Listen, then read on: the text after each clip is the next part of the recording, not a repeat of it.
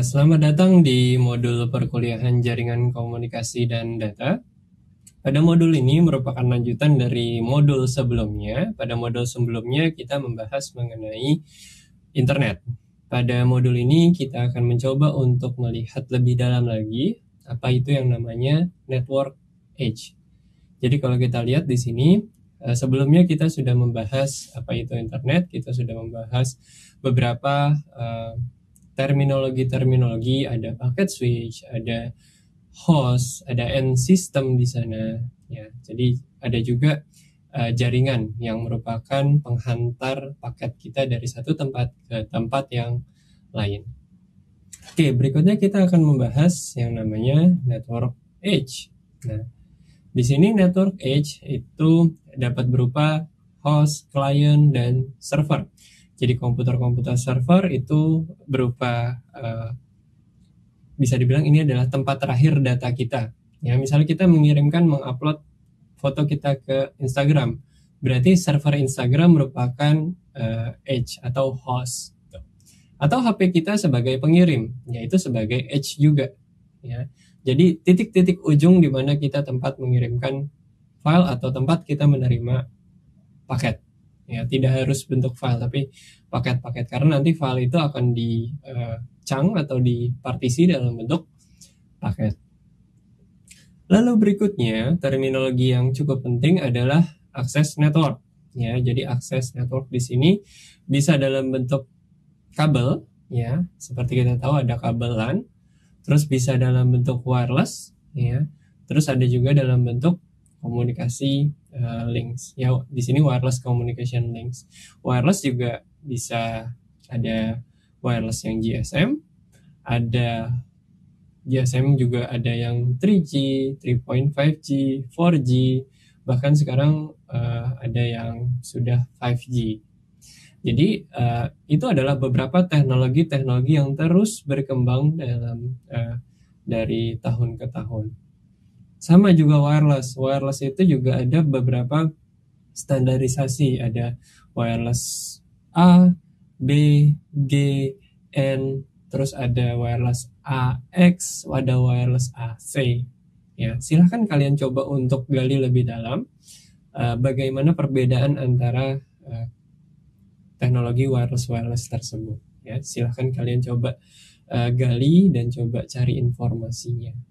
Nanti kita akan membahas itu lebih dalam di bagian wireless network. Tapi untuk sekarang, biar kalian bisa termotivasi, silahkan kalian coba cari yang mana yang paling cepat atau yang mana yang paling baru, teknologi yang paling baru. Berikutnya adalah network core. Ya, jadi istilahnya di sini adalah inti dari jaringan internet.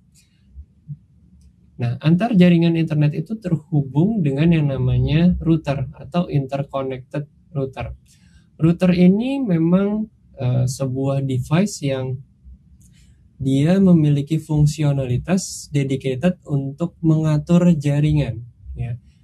Ya, dia bisa berupa server. Ya, server terkadang memang kita bisa jadikan sebagai router. Namun sekarang ini router-router sudah cukup memiliki kemampuan yang cukup besar. Ya, jadi dia bisa menghandling bandwidth yang cukup besar juga. Ya, jadi antara satu router dengan router yang lain itu saling berkomunikasi satu sama lain. Dan biasanya satu router itu bisa memiliki beberapa line. Ya, seperti ini. Router yang di tengah ini punya jalur ke atas, punya jalur ke bawah, ke kiri, dan punya jalur ke kanan. Biasanya dia memiliki redundansi. Redundansi itu apa? Artinya punya spare. Ketika jaringan yang sini mati, dia bisa mengarah dari sini ke sini dulu, baru ke sini. Ya, artinya di antara satu ini mati, ya, jaringan tidak akan putus, tapi tetap bisa berjalan. Itulah kegunaan dari yang namanya redundansi. Oke, berikutnya ada yang namanya akses network dan physical media. Nah, di sini bagaimana cara kita melakukan koneksi dari end system ke router? Bisa dengan beberapa cara, bisa memakai fiber jika kita langganan ISP yang memiliki fiber. Bisa dengan misalnya dengan mobile networks, dengan 4G jika kita memang langganan paket data suatu provider, ya. Lalu bisa juga kita di suatu institusi, baik itu di dalam kantor kita ataupun di sekolah kita. Nah, di sini istilah-istilah yang akan muncul biasanya itu adalah pertama namanya adalah bandwidth, ya. Bandwidth di sini adalah bisa kita bilang seberapa banyak data yang bisa dikirimkan dalam persatuan waktu, ya. Jadi di sini makanya dibilang bits per second. Ya, kalau mau dibilang analogi, datanya itu adalah mobil, sedangkan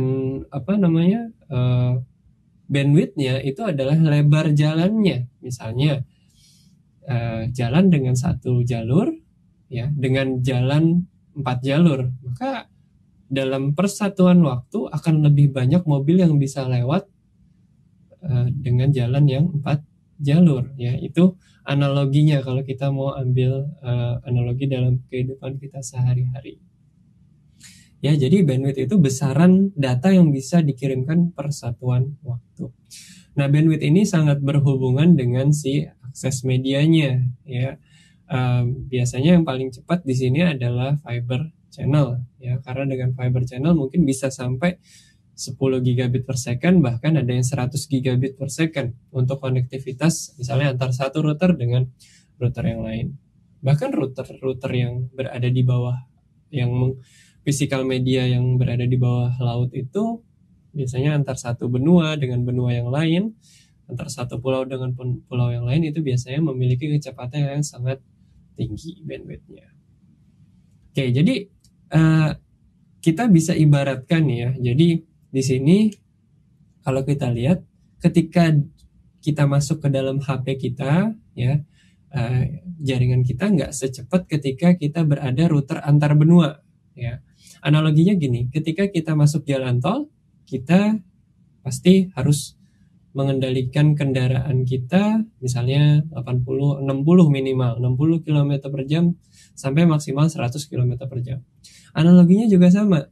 Ketika data kita masuk router, ya, ketika kita mau misalnya mengirimkan ke Google yang ada di Singapura, ya, kita mengirimkan suatu email, pasti kan kita menghubungkan email server kita.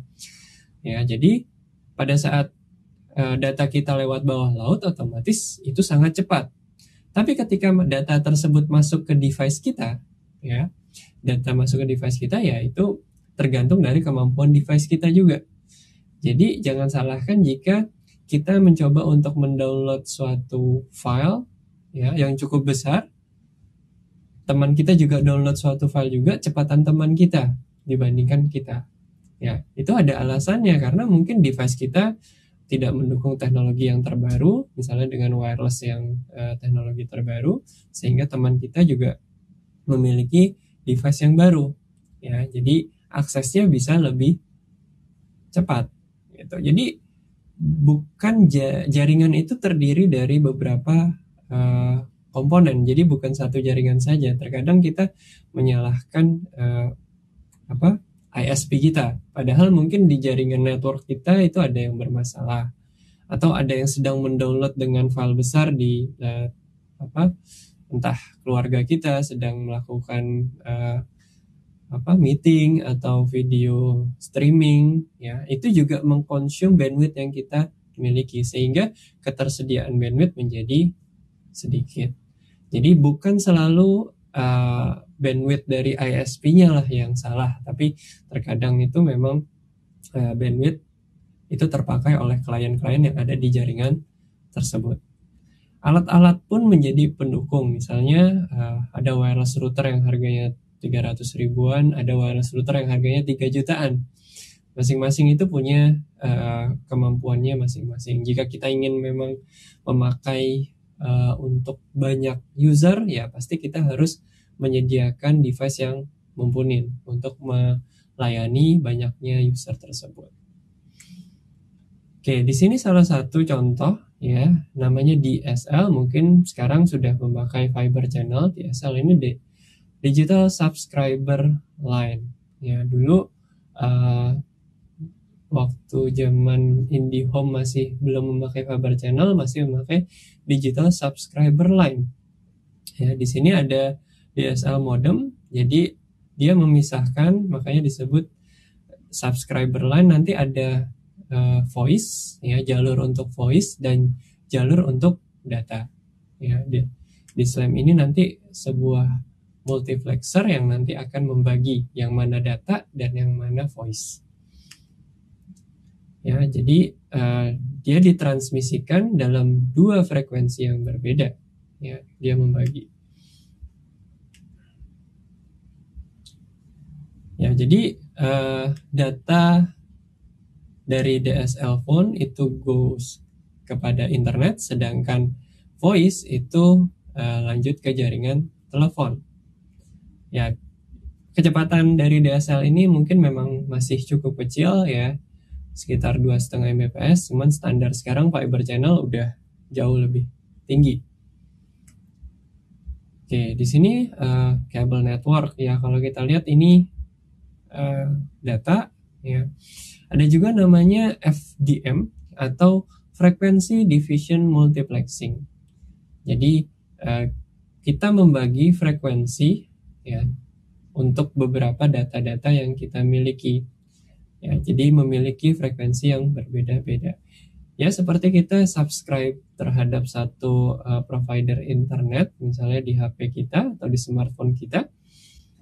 Masing-masing frekuensi itu sudah ada aturannya, dan masing-masing penyedia jasa juga sudah langganan terhadap frekuensi tersebut, sehingga tidak ada timpang tindih antara satu dengan yang lain. Ya, terus ada juga yang gabungan. Ya, di sini ada hybrid fiber coax. Ya, ini bisa lumayan cepat, yaitu 30,7 megabit per second. Ya, terus bisa juga downstreamnya 42,8 megabit per second. Ya, jadi inilah yang mungkin sekarang banyak dipakai. Ya, fiber itu ditarik ke rumah-rumah dan terhubung ke ISP router. Dan kecepatan fiber itu lumayan bisa sangat cepat. Mungkin bisa 1 gigabit per second. Ya. Baik itu data ataupun voice.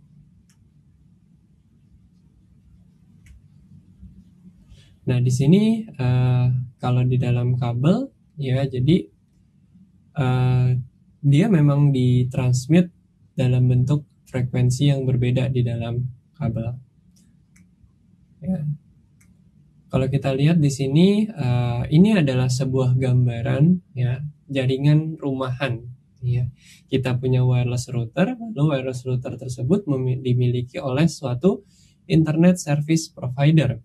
Dan internet service provider tersebut memberikan layanan lewat jaringan dari pusatnya. Oke. Nah, di sini ada router, firewall, dan NAT. Ya, sebenarnya kalian bisa melakukan konfigurasi sendiri di wireless router tersebut, bisa mendefine firewall atau ya yang mana yang boleh lewat, dan jika kalian mau mentranslate IP kalian bisa dilakukan juga. Ya, nanti kita akan pelajari apa itu yang namanya firewall dan apa itu yang namanya network address translation atau NAT. Oke, di sini ada Ethernet yang terhubung, kabel yang terhubung dengan wireless routernya. Lalu di sini ada wireless adapter, ya, access point untuk menghubungkan device-device yang tidak memakai kabel.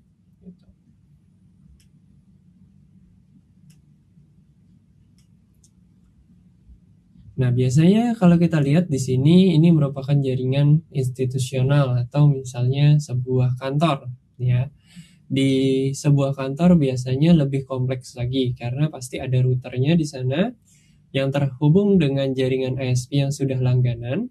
Lalu di sini adalah institusional email, web server, dan beberapa server-server untuk aplikasi dari company tersebut atau perusahaan tersebut. Terus ada jaringan switch ya yang menghubungkan antara satu komputer dengan komputer yang lainnya atau menghubungkan antara lantai di dalam gedung perusahaan tersebut.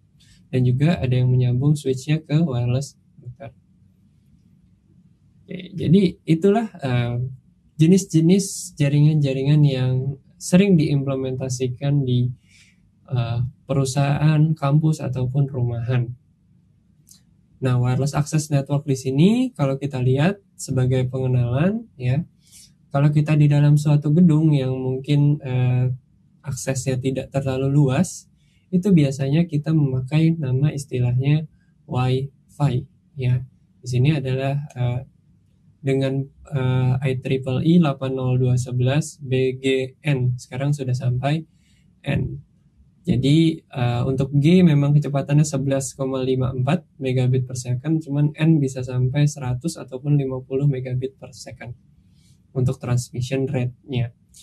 Jadi di sini memang jaringan LAN itu tidak bisa terlalu jauh ya. Biasanya memang paling optimal itu sekitar 10 meter. Apalagi kalau terdapat batasan sebuah dinding ya. Jadi memang wireless LAN tidak bisa begitu jauh ya. Jadi memang hanya untuk indoor. Namun ada beberapa LAN yang didesain bisa cukup luas, misalnya 50 meter untuk coverage areanya. Namun memang dari segi harga dan penggunaan juga untuk hal-hal tertentu. Terus ada juga wide area wireless access, dapat berupa selular. Ya, seperti kita tahu ada 3G, ada 4G, dan ada LTE. Ya, jadi mungkin kalian sudah tahu istilah-istilah tersebut. Pokoknya istilah-istilah tersebut makin besar angkanya itu makin cepat. Iya betul, tapi masing-masing punya standarnya. Ya, jadi seperti Wi-Fi ini punya 802.11, sama 3G, 4G, LTE juga memiliki standar IEEE-nya juga. Nah, sekarang mungkin sudah muncul yang namanya 5G ya. Mungkin di beberapa negara maju sudah ada yang mengimplementasi 5G, dan beberapa perangkat-perangkat juga sudah ada yang support untuk 5G. Oke, berikutnya kita akan coba lihat ya bagaimana suatu host itu melakukan sending paket data ya. Jadi suatu host, jadi terminologinya kita pakai host itu komputer ya, atau bisa dibilang server juga. Jadi di sini di modul sebelumnya dan modul ini saya ingin coba untuk merubah paradigma kalian. Ketika kita membicarakan host itu adalah end system. End system itu apapun yang bisa menerima paket ya. Jadi tugasnya itu sebagai layanan ke user ya, jadi yang bisa dipakai oleh user, dan kita bisa mengirimkan, kita juga bisa menerima, atau tempat terakhir paket tersebut dikirimkan, atau tempat awal paket tersebut dikirimkan, atau tempat terakhir paket tersebut diterima. Nah, di sini host mengirimkan sebuah paket data ya. Jadi kita memiliki aplikasi terlebih dahulu. Jadi aplikasi tersebut merupakan jalur agar kita bisa mengakses ke bagian layer yang merupakan enkapsulasi dari jaringan. Jadi nanti layer-layer jaringan itu di-encapsulate. Pertama adalah application layer, dan application tersebut akan menentukan protokol yang akan digunakan apa. Lalu dibuat partisinya di dalam smaller chunks, di sini dibilang ya. Lalu itu disebut sebagai paket dengan panjang berapa bit, atau panjang paketnya adalah berapa bit. Terus melakukan transmit paket tersebut dengan kecepatan atau transmission rate sebesar R. Jadi terminologinya adalah itu. Di sini paket dengan jumlah L bits dan mentransmisikan dengan transmission rate R. Terus link transmission rate dan capacity, terus ada juga yang namanya bandwidth. Nah, biasanya ya, di sini kita bisa menghitung dengan cara membagi antara banyaknya jumlah paket dibagi dengan transmission rate yang kita miliki. Ya, misalnya kita punya data sebesar 100 megabit bit. Kecepatan kita di sini adalah 1 megabit per second. Otomatis dia akan bisa selesai ditransmisikan dalam waktu 100 detik. Ya, jadi mungkin itulah yang menyebabkan kenapa kita memerlukan koneksi internet yang cukup stabil. Mungkin internet yang cukup ya itu bisa kita gunakan untuk berbagai keperluan. Namun sekarang mungkin di kondisi pada sekarang ini kebutuhannya akan menjadi lebih intens lagi, terutama ketika kita melakukan streaming video atau video call misalnya. Karena video call tidak hanya melakukan download data, tapi kita melakukan upload data dalam waktu yang bersamaan. Kenapa? Karena ketika kita melihat video orang lain atau kita mendengar suara orang lain atau melihat video call dari orang lain, kita mendownload data. Tapi ketika orang lain ingin melihat kita, sama juga kita juga mengirimkan streaming paket dari kamera kita ke jaringan. Oleh karena itu mungkin misalnya perkuliahan dengan dengan beberapa pertemuan yang intens itu sangat cukup menguras bandwidth ya, karena dia melakukan download dan juga melakukan upload pada saat yang bersamaan, terutama ketika menyalakan kamera. Kalau masih suara mungkin masih kecil ya bandwidth yang dipakainya, tapi ketika udah menampilkan misalnya suatu PowerPoint atau sharing presenter, itu udah cukup menguras bandwidth yang ada. Nah, agar kita bisa melakukan ini dengan lancar atau mentransmisikan data dengan lancar, kita membutuhkan yang namanya physical media. Ini adalah beberapa terminologi yang kita gunakan. Pada dasarnya, sebuah fisik, ya kabel fisik itu bisa lebih terjamin kualitasnya dibandingkan dengan wireless. Jadi ya mungkin dengan harga yang misalnya murah ya, dengan kabelan saja kalian sudah bisa mendapat sekarang 1 gigabit per second. Namun ketika kalian mau dapat 1 gigabit per second dengan wireless, itu kalian membutuhkan biaya yang lebih besar lagi, karena routernya harus yang mendukung protokol atau mendukung bisa dibilang teknologi terbaru dari wireless hingga bisa 1 gigabit per second. Ya. Jadi kita bisa mendapatkan kualitas yang paling baik adalah dengan physical media. Walaupun dengan wireless kita mendapat kemudahan. Kita bisa pergi kemana-mana, kita bisa menggunakan di mana saja tanpa terikat dengan kabel. Tapi ketika kita memang membutuhkan resource yang cukup intensif penggunaan bandwidth, alangkah baiknya kita menggunakan physical media seperti kabel. Nah, bit ini mempropagate, jadi dia mengantarkan antara transmitter ya atau yang mengirimkan dengan yang menerima. Ya, jadi bit ini adalah paket-paketnya. Terus ada namanya physical link. Physical link ini bisa kita bilang adalah jalannya ya, atau aspalnya atau betonnya. Yang kalau kita analogikan sebagai mobil nanti paket lewat di atasnya. Physical link ini adalah jalannya, apakah lewat jalan tol atau jalan biasa. Jalan tol mungkin kecepatannya harus cepat, kalau jalan biasa kecepatannya mungkin tidak terlalu cepat. Jalan tol saya ibaratkan sebagai router yang memiliki konektivitas yang kecepatan tinggi, sedangkan jalan biasa saya analogikan sebagai jaringan LAN sederhana, misalnya 100 Mbps. Terus ada guided media di sini, di mana sinyal itu diantarkan di dalam media tersebut, baik itu copper, tembaga, ya, ataupun fiber. Atau bisa juga unguided media, ya, dalam bentuk wireless. Namun tadi best practice-nya, kalau kita ingin kemudahan, ease of access, itu alangkah lebih baiknya pakai wireless. Tapi kalau kita ingin membutuhkan sesuatu yang bandwidth intensif ya, atau kebutuhan bandwidth kita lebih besar, kita lebih baik disarankan menggunakan kabel fisik. Di sini juga twisted pair atau kabel fisik tersebut ada yang jenisnya namanya Cat5, biasanya bisa 100 Mbps atau 1 gigabit per second. Lalu ada Cat6 bisa hingga 10 gigabit per second. Kecepatan ini walaupun kita sudah beli kabel Cat5 atau Cat6, namun kita juga perlu memiliki router yang capable atau bisa dibilang switch yang capable untuk menghantarkan paket dalam kapasitas transmission rate sebesar ini.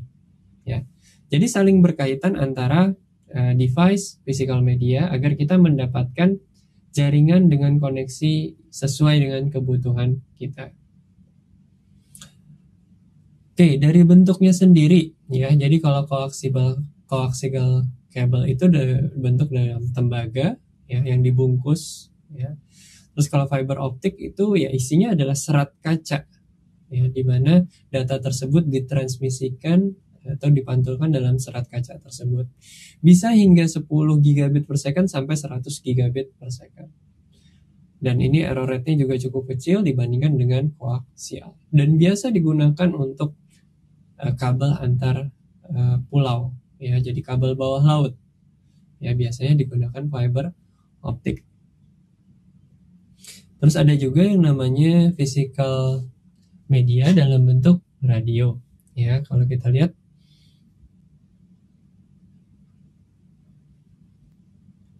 transmisi radio itu ada berupa misalnya wireless LAN, Wi-Fi, ada juga LTE, ada juga 3G, 4G, ya, atau 5G. Itu merupakan salah satu media radio. Masing-masing memiliki frekuensinya sendiri-sendiri, baik itu 3G, 4G, atau 4.5G, atau bahkan 5G. Jadi masing-masing punya aturan sendiri dan frekuensinya sendiri. Ada juga untuk satelit, ya. Satelit di sini memang kalau kita bilang end-to-end delay-nya itu cukup besar, ya, karena memang kita harus berhubungan dengan satelit yang mengorbit di atas bumi kita. Kecepatannya juga tidak sebesar dari fiber channel, ya. Namun dia bisa di daerah yang tidak ada jaringan sama sekali, ya, di rural area itu bisa kita pakai jaringan satelit dengan memancarkan parabola ke arah satelit tersebut sehingga jaringan tersebut mendapatkan sinyal. Oke, jadi pada modul sebelumnya dan modul ini kita sudah membahas terminologi mengenai internet. Kita juga sudah membahas apa itu end system, bagaimana bisa terhubung antara satu sistem dengan sistem yang lain dengan menggunakan physical media dan dihantarkan paketnya dari satu physical media ke media yang lain dan lalu lintasnya diatur oleh router. Ya, jadi mungkin untuk penjelasan modul mengenai internet dan end-to-end system dan edge network sampai di sini dulu. Terima kasih atas perhatiannya.